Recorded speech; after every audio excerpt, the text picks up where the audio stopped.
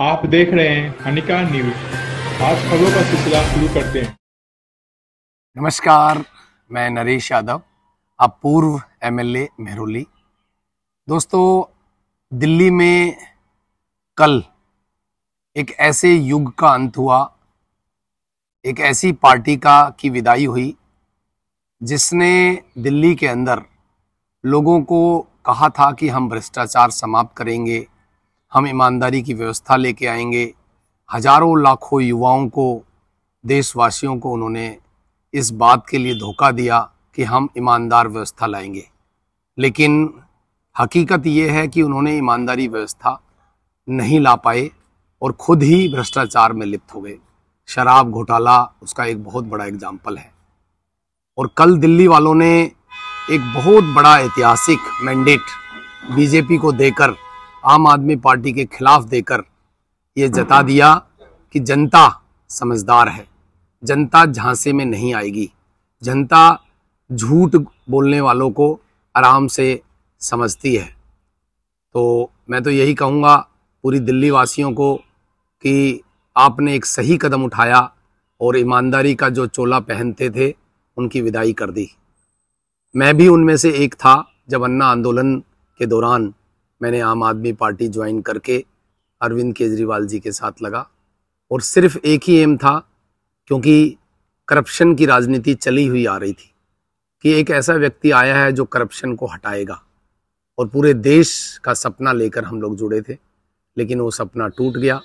कुछ ही दिनों बाद आम आदमी पार्टी ने वो ईमानदारी की व्यवस्था छोड़ के और एक झूठा चोला पहने रखा और लोगों को अलग अलग तरह से झूठ बोलते रहे। आप जानते हो, उसमें बहुत सारी शीश महल या जिस तरह की लग्जरी वीआईपी कल्चर हटाएंगे, वो सब चीज़ें थी। लेकिन दोस्तों, मैं नरेश यादव मेहरौली से एमएलए 10 साल रहा हूँ। आप सभी, मैं मीडिया बंधुओं से भी कहता हूँ कि मैंने लगातार 10 साल एक ईमानदारी की व्यवस्था मेहरौली को दी है। आप लोगों से तो कुछ छुपा हुआ नहीं है, आप आराम से लोगों के बीच में सर्वे कर सकते हैं। लेकिन दिल्ली में जो व्यवस्था चल रही थी, एक बार फिर ऐसा लग रहा था कि जैसे दिल्ली वालों को 2100 रुपये का झांसा दिया गया, या अलग अलग तरह की आए दिन गारंटियां दी जा रही थी कि दिल्ली वाले लोग कहीं ऐसा ना हो कि इनके झांसे में फिर आ जाए। लेकिन दिल्ली वालों के इस चुनाव के लिए मैं पूरी दिल्ली वालों को सलूट करता हूं और धन्यवाद कहता हूं।